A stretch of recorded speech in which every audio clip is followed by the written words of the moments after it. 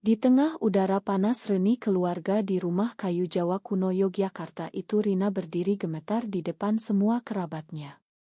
"Kamu hanya pemburu harta saja, Rina. Menikahi wanita miliuner itu demi uangnya bukan cinta," bentak Pak Hadi ayahnya dengan suara menggelegar sampai tetangga ikut menoleh. Rina merasa dunia runtuh seketika karena baru kemarin berita hubungannya dengan Sinta menyebar di desa lewat mulut tetangga yang iri. Tapi tak ada yang tahu bahwa semuanya dimulai 2 tahun lalu di sebuah konferensi bisnis di Jakarta. Rina yang saat itu baru lulus akuntan dan bekerja di perusahaan kecil datang mewakili bosnya. Di sana ia bertemu Sinta Prameswari, pemilik jaringan kaya mewah yang berusia 35 tahun. Sinta cantik, tegas dan penuh karisma dengan senyum yang membuat Rina lupa segalanya. Mereka berbincang panjang tentang mimpi bisnis sampai larut malam. Setelah konferensi, Sinta mengajak Rina makan malam di restoran tepi Sungai Ciliwung. "Kamu beda, Rina. Kamu punya api yang jarang aku lihat di orang lain," kata Sinta sambil menatap mata Rina dalam-dalam. Malam itu Rina pulang dengan hati berdegup kencang. Mereka mulai bertukar pesan setiap hari. Rina menyembunyikan semua dari keluarganya karena tahu ayahnya yang sangat tradisional pasti marah besar. Di rumah Pak Hadi selalu bilang perempuan harus menikah dengan laki-laki yang sepadan demi kehormatan keluarga. Ibu Rina, Bu Siti, hanya diam mengangguk setuju. Adik laki-lakinya Andi yang berusia 25 tahun malah sering menggoda kapan kawin. Jangan-jangan sudah ada pacar rahasia. Rina tersenyum saja sambil menyimpan rahasia dalam hati. Hubungan mereka semakin dekat. Sinta sering mengajak Rina ke kai-kainya yang mewah di Jakarta. Mereka duduk berdua di sudut ruangan sambil berbagi cerita masa kecil. Rina menceritakan betapa sulitnya hidup di keluarga sederhana yang selalu mengutamakan adat istiadat. Sinta mendengarkan dengan sabar dan memegang tangan Rina pelan. "Aku tidak peduli apa kata orang. Yang penting kita bahagia," bisik Sinta suatu malam saat mereka berjalan di taman kota. Rina merasa untuk pertama kalinya ada orang yang benar-benar melihat dirinya apa adanya. Tapi tekanan mulai datang. Keluarga Rina mulai mendesak agar ia menikah dengan anak teman ayahnya, seorang pegawai negeri yang dianggap pantas. "Usiamu sudah 28, Rina. Jangan bikin malu keluarga," kata Pak Hadi setiap makan malam. Rina merasa terjepit. Ia mulai sering menangis sendirian di kamar kosnya di Jakarta. Sinta tahu dan selalu menghibur. "Kalau kamu mau kita bisa perlahan-lahan. Aku akan tunggu sampai kamu siap." Suatu hari saat Rina pulang ke Yogyakarta untuk Lebaran, Sinta diam-diam mengirim bunga besar ke rumah. Pak Hadi langsung curiga. "Siapa yang kirim bunga ini? Dari laki-laki mana?" tanya ayahnya dengan mata menyipit. Rina berbohong mengatakan itu dari teman kantor. Tapi Bu Siti melihat ada kartu kecil yang tertulis, "Untuk cintaku Rina, Sinta." Ibu mulai curiga tapi belum berani bertanya. Malam itu Rina menelepon Sinta dengan suara bergetar. "Aku takut, Sin. Kalau mereka tahu semuanya akan hancur." Sinta menenangkan, "Kita hadapi bersama ya. Aku di sini untukmu." Hubungan rahasia itu terus berlanjut meski Rina semakin merasa seperti hidup dua kehidupan.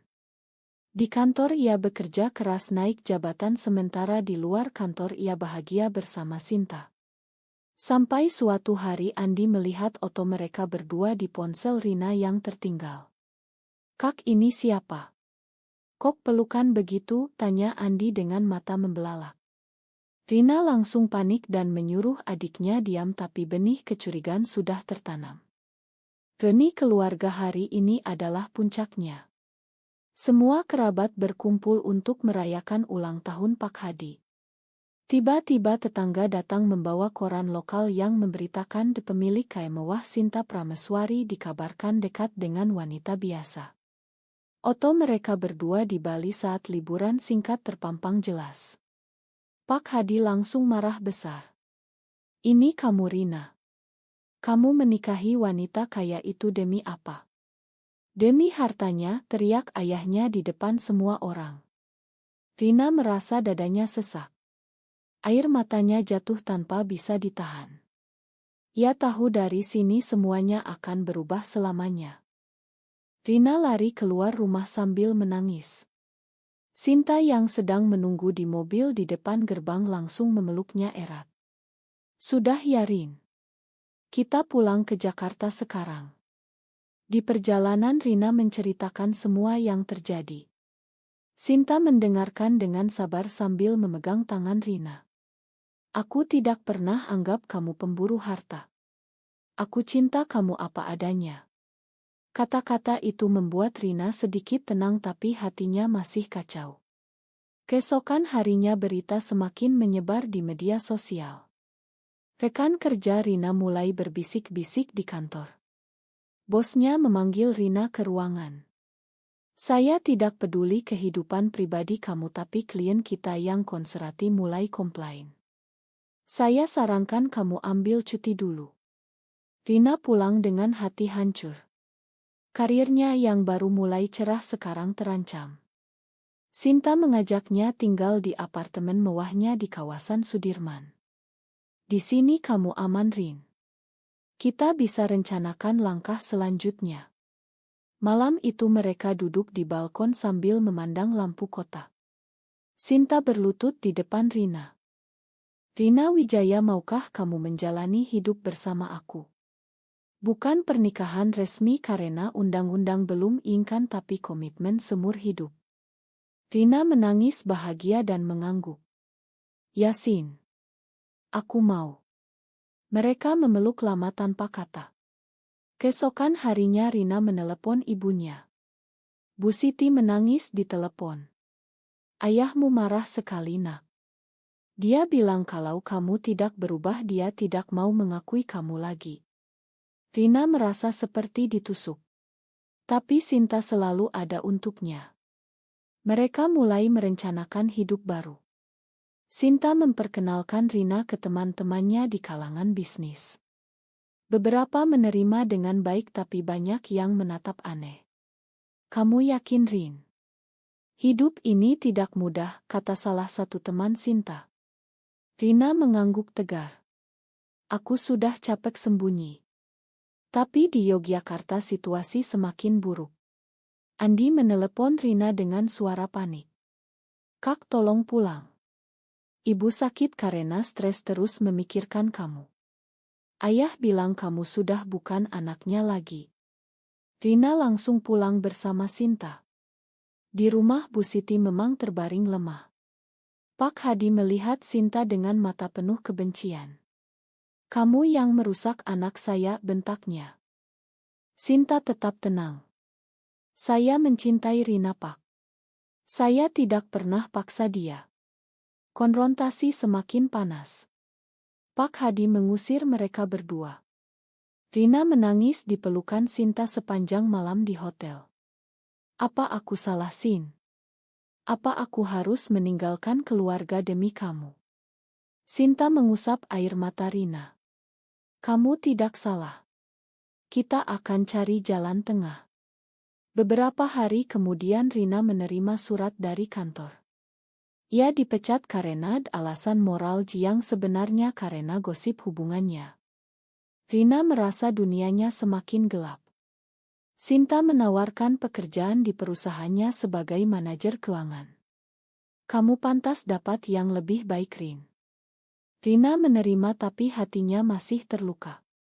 Di sela-sela kesibukan mereka sering pergi ke Bali untuk menghilangkan stres. Di pantai Kuta mereka berjalan bergandengan sambil menikmati matahari terbenam. Saat itu Rina merasa bahagia sejati. Terima kasih sudah ada untuk Kusin. Tapi kedamaian itu tidak lama. Andi mengirim pesan ancaman. Kalau kakak tidak putus dengan Sinta aku akan ceritakan semuanya ke media. Keluarga kita akan hancur karena kamu. Rina gemetar membaca pesan itu. Ia tidak tahu bahwa adiknya yang dulu dekat sekarang berbalik karena takut kehilangan warisan dan nama baik keluarga. Sinta memeluk Rina erat. Kita hadapi bersama. Aku tidak akan tinggalkan kamu. Konflik semakin mendekat ke puncak dan Rina merasa semakin terjepit antara cinta dan darah dagingnya sendiri. Andi datang ke Jakarta tanpa pemberitahuan. Ia langsung ke apartemen Sinta dan memukul pintu keras. Kak, Rina keluar. Kamu harus pulang sekarang. Rina membuka pintu dengan wajah pucat. Andi langsung menyerbu masuk. Kamu bikin malu seluruh keluarga. Ayah sakit jantung gara-gara berita kamu. Semua tetangga bilang kita keluarga rusak karena anak perempuan suka sesama jenis. Rina mencoba menjelaskan tapi Andi tidak mau dengar. Putus sekarang atau aku yang akan bikin berita ini viral. Aku sudah punya oto-oto kalian. Sinta yang baru pulang dari kantor langsung berdiri di depan Rina melindungi. Andi, kalau kamu lakukan itu kamu akan menyesal seumur hidup. Andi tertawa sinis. Kamu yang kaya ini pasti senang ya merusak keluarga kami. Kak, Rina hanya alat buat kamu bersenang-senang. Kata-kata itu menusuk hati Rina. Malam itu ia tidak bisa tidur. Ia memikirkan ibunya yang sakit dan ayah yang sudah tua. Mungkin aku harus mundur, Sin. Demi mereka. Sinta menangis pelan. Jangan, Rin. Kalau kamu mundur kamu akan menyesal selamanya. Keesokan harinya berita meledak di media lokal. Andi benar-benar mengirim Oto ke salah satu portal gosip. Judulnya Akuntan Muda Yogyakarta dijadikan mainan oleh pengusaha wanita kaya. Karir Rina yang baru mulai di perusahaan Sinta langsung hancur. Klien mundur satu persatu. Rina duduk di lantai apartemen menangis terseduh. Aku kehilangan segalanya, Sin. Keluarga, pekerjaan, nama baik. Sinta memeluknya lama. Kamu tidak kehilangan aku. Itu yang terpenting. Mereka memutuskan pergi ke Bali untuk menenangkan diri. Di sana di bawah pohon kelapa mereka berjanji akan bertahan. Tapi telepon dari Bu Siti datang. Rina, pulanglah. Ayahmu kritis di rumah sakit. Dia terus memanggil namamu. Rina langsung pulang sendirian karena Sinta harus urus bisnis. Di rumah sakit Pak Hadi terbaring lemah. Ia melihat Rina dengan mata sedih. Kenapa kamu lakukan ini, Nak? Keluarga kita sudah rusak. Rina memegang tangan ayahnya. Ayah, aku mencintai Sinta. Ini bukan salah pilihanku. Pak Hadi menggeleng lemah. Kamu sudah bukan anakku lagi. Kata-kata itu membuat Rina hancur. Ia keluar kamar dan menangis di koridor. Andi mendekat dengan wajah menyesal. Kak Ma, aku takut kalau tidak aku lakukan ini keluarga kita akan dikucilkan desa. Rina memandang adiknya dengan kecewa. Kamu sudah khianati aku, Andi. Darah daging sendiri. Konflik semakin dalam. Rina harus memilih antara kembali ke keluarga dengan meninggalkan Sinta atau mempertahankan cintanya dan kehilangan segalanya. Sinta datang ke Yogyakarta diam-diam, mereka bertemu di taman dekat rumah sakit. Apapun keputusanmu aku dukung, Rin. Tapi jangan lupakan dirimu sendiri. Rina memeluk Sinta erat. Saat itu ia tahu pilihan sulit sudah di depan mata. Berita semakin gencar. Rekan-rekan lama Rina di Yogyakarta mulai menghindarinya. Bahkan teman masa kecil menolak menyapa. Rina merasa seperti orang asing di kampung halamannya sendiri. Tekanan sosial semakin berat. Bu Siti diam-diam menelepon Rina. Ibu sayang kamu, Nak. Tapi ayah tidak mau dengar. Dia bilang kalau kamu tetap dengan Sinta jangan pernah pulang lagi. Rina merasa seperti ada pisau di dada. Malam itu ia berdoa lama di masjid dekat hotel. Ya Tuhan, tunjukkan jalan yang benar. Tapi hatinya tetap berpihak pada Sinta. Konfrontasi berikutnya terjadi saat Pak Hadi pulang dari rumah sakit. Ia memanggil seluruh keluarga besar. Di depan semua orang ia menyatakan Rina sudah tidak dianggap anak lagi. Kamu pilih jalan dosa, nak. Keluarga ini tidak mau tahu lagi. Rina berdiri tegar meski air mata mengalir. Ayah, kalau begitu aku terima. Tapi suatu hari ayah akan mengerti. Sinta menunggu di luar dan memeluk Rina saat ia keluar. Kita mulai hidup baru, Rin. Bersama. Tapi harga yang harus dibayar sudah mulai terasa berat. Rina memutuskan untuk tinggal bersama Sinta di Jakarta secara terbuka. Mereka pindah ke rumah besar di kawasan Menteng. Sinta memperkenalkan Rina sebagai pasangannya ke semua karyawan. Beberapa menerima dengan senyum, tapi banyak yang berbisik di belakang. Bisnis Kai Sinta sempat turun karena beberapa pelanggan konserati mundur. Tapi Sinta tetap tegar. Kita akan bangun lagi, Rin. Bersama. Rina mulai bekerja sebagai manajer keuangan di perusahaan Sinta. Ia bekerja keras untuk membuktikan dirinya bukan pemburu harta. Tapi gosip terus menyebar. Di media sosial akun-akun anonim terus menyerang Rina Wijaya hanya mau uang Sinta Prameswari. Rina sering menangis sendirian di kamar mandi kantor. Sinta selalu tahu dan memeluknya. Jangan dengar mereka. Aku tahu siapa kamu. Suatu hari Tante Rina dari Yogyakarta datang ke Jakarta. Ia memohon Rina pulang. Kamu bikin ibumu sakit terus, Rin. Ayahmu semakin tua. Kembalilah dan nikah dengan laki-laki yang normal. Rina menolak dengan tegas. Aku sudah bahagia, Tante. Sinta adalah segalanya bagiku. Tante itu pergi dengan marah. Konflik semakin meluas ke kerabat jauh. Andi sekali lagi menelepon dengan ancaman. Kak, kalau kamu tidak berubah aku akan datang ke kantor Sinta dan bikin keributan. Rina memblokir nomornya. Tapi ketakutan tetap ada. Di tengah semua itu Sinta mengajak Rina liburan ke Bali lagi. Di pantai mereka berjalan bergandengan tanpa takut. Lihat, Rin. Di sini kita bebas. Rina tersenyum untuk pertama kalinya dalam berminggu-minggu. Mereka beroto berpelukan di bawah matahari terbenam. Momen itu menjadi kekuatan bagi Rina. Kembali ke Jakarta masalah baru muncul. Perusahaan Sinta mendapat ancaman boikot dari kelompok konserati. Beberapa supplier mundur. Sinta harus bekerja 2 kali lipat. Rina merasa bersalah. Ini semua karena aku, Sin. Sinta menggeleng. Ini karena kita berani, Rin. Dan aku bangga. Suatu malam Rina menemukan surat dari ayahnya yang dikirim lewat pos, isinya hanya satu kalimat, kamu sudah mati bagi keluarga ini. Rina menangis sepanjang malam.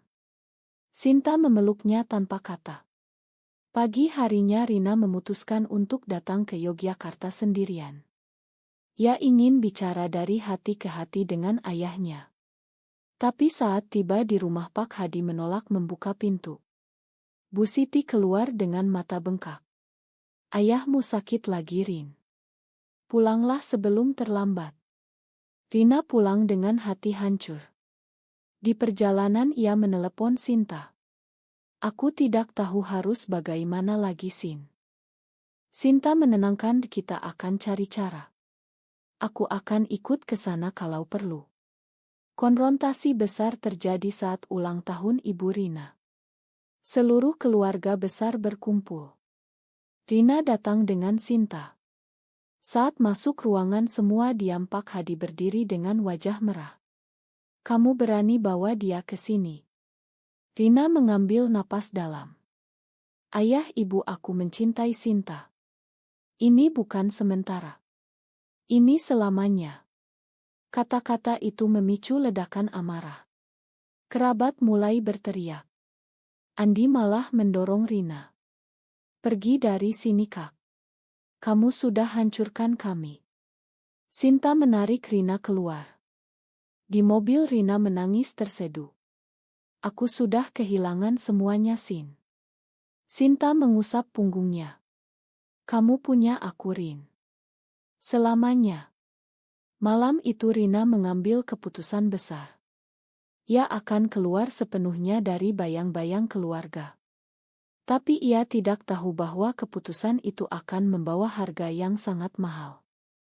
Rina resmi pindah semua barangnya ke rumah Sinta dan memutus semua kontak dengan keluarga Yogyakarta kecuali ibunya yang diam-diam menelepon. Karirnya di perusahaan Sinta semakin baik meski gosip terus ada. Mereka memutuskan untuk mengadakan upacara komitmen kecil di Bali dihadiri hanya teman dekat. Di pantai saat matahari terbenam Rina mengucapkan janji seumur hidup. Sinta, aku akan selalu di sampingmu apapun yang terjadi. Sinta menangis bahagia. Kamu adalah rumahku, Rin. Momen itu indah tapi bayang-bayang keluarga masih menghantui. Beberapa minggu kemudian Bu Siti menelepon dengan suara lemah. Ayahmu stroke, Rin. Dokter bilang kondisinya kritis. Tolong pulang. Rina langsung terbang ke Yogyakarta bersama Sinta. Di rumah sakit Pak Hadi terbaring tidak sadar. Dokter bilang kemungkinan kecil sembuh. Rina duduk di samping ayahnya menangis. Ayah, maafkan aku. Aku tetap anakmu. Andi melihat mereka berdua dengan mata marah tapi tidak berani usir karena ibunya melarang. Malam itu Rina tidur di kursi rumah sakit. Ia bermimpi ayahnya memeluknya seperti dulu. Pagi harinya Pak Hadi sadar sebentar. Ia melihat Rina dan Sinta yang duduk di samping. Matanya berkaca-kaca. Rina, Sinta, bisiknya lemah sebelum pingsan lagi. Rina merasa ada harapan. Tapi dokter bilang kondisi semakin memburuk. Rina harus memutuskan. Ia memilih tetap di Yogyakarta menemani ayahnya meski Sinta harus kembali ke Jakarta urus bisnis. Aku akan baik-baik saja, Sin. Pulanglah. Sinta pergi dengan berat hati. Di rumah sakit Andi mulai mendekati Rina. Kak, ma atas semua. Aku takut waktu itu. Rina memakan tapi luka tetap ada. Suatu malam saat Rina sendirian di kamar ayah, Bu Siti memberikan sebuah buku kecil. Ini buku harian ayahmu, Rin. Baca saja nanti. Rina menyimpannya tanpa membaca karena terlalu lelah. Kondisi Pak Hadi semakin buruk. Dokter bilang mungkin hanya beberapa hari lagi. Rina menangis di pelukan ibunya. Kenapa harus begini, Bu? Bu Siti hanya diam sambil mengusap punggung anaknya. Sinta menelepon setiap hari memberi semangat. Aku di sini, Rin. Tetap kuat. Saat Pak Hadi di ambang akhir, Rina membuka buku harian itu di malam sunyi. Tulisan tangan ayahnya yang rapi membuat air matanya jatuh. Halaman demi halaman ayahnya menulis tentang betapa ia sebenarnya tahu dan mendukung cinta Rina sejak awal. Aku lihat bagaimana Sinta mencintai anakku. Aku takut dunia ini akan menyakiti mereka. Jadi aku pura-pura marah demi melindungi nama keluarga dari desa yang kejam. Rina gemetar membaca. Ayahnya bahkan diam-diam mengirim uang ke Sinta untuk membantu bisnis Rina tanpa sepengetahuan siapapun. Aku bangga pada Rina. Tapi adat lebih kuat dariku. Rina menangis terseduh. Ia sadar semua pengorbanan dan penderitaan selama ini sebenarnya ayahnya lakukan demi melindunginya dengan cara yang salah.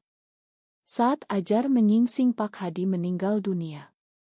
Di pemakaman Rina berdiri di samping Sinta dengan buku harian di tangan.